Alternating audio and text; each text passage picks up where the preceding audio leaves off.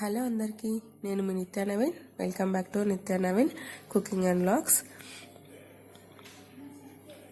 ఈరోజు మునగాకు ఫ్రైని ఈజీగా ఎలా చేయాలో చూపిస్తున్నాను. ఫస్ట్ మునగాకుని తీసుకొని 2 times వాటర్లో బాగా కడిగి పెట్టుకోవాలి.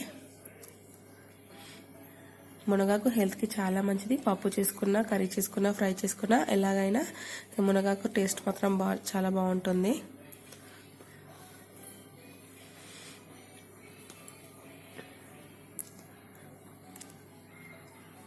తర్వాత ఇప్పుడు కడిగి ప్లేట్లోకి తీసుకొని ఒక చిన్న గ్లాస్ వాటర్ని తీసుకొని దాంట్లో మునగాకు వేసి మసలనివ్వాలి.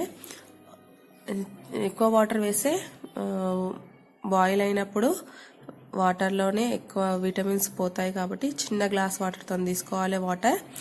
ఇది మరగనివ్వడం కూడా ఒక 40% వరకే మరగనివ్వాలి. తర్వాత స్టవ్ ఆఫ్ చేసుకోవాలి.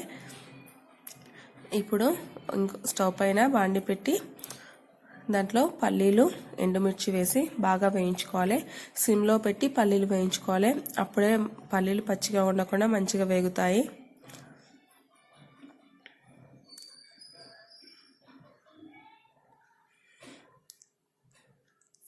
పల్లి పొడి వేయడం వలన మునగాకు ఫ్రైకి చాలా టేస్ట్ ఉంటుంది. మునగాకు కర్రీ అయినా,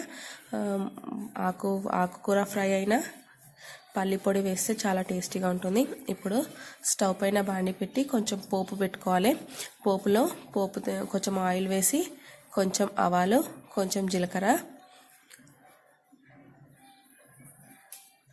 1 స్పూన్ శనగపప్పు,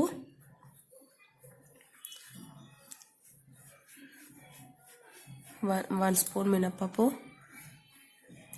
వేసి బాగా వేయించుకోవాలి.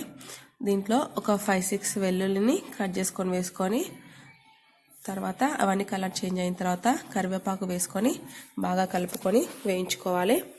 ఇప్పుడు దీంట్లో మనము 40% ఉడకబెట్టుకున్న మునగాకుని వేసి బాగా కలుపుకోవాలి.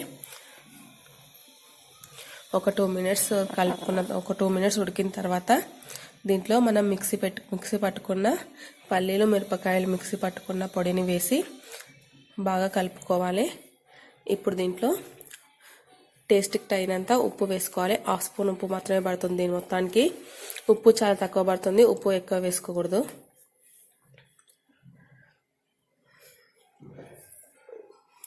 ఒక 2 minutes ఉడకనివ్వాలి.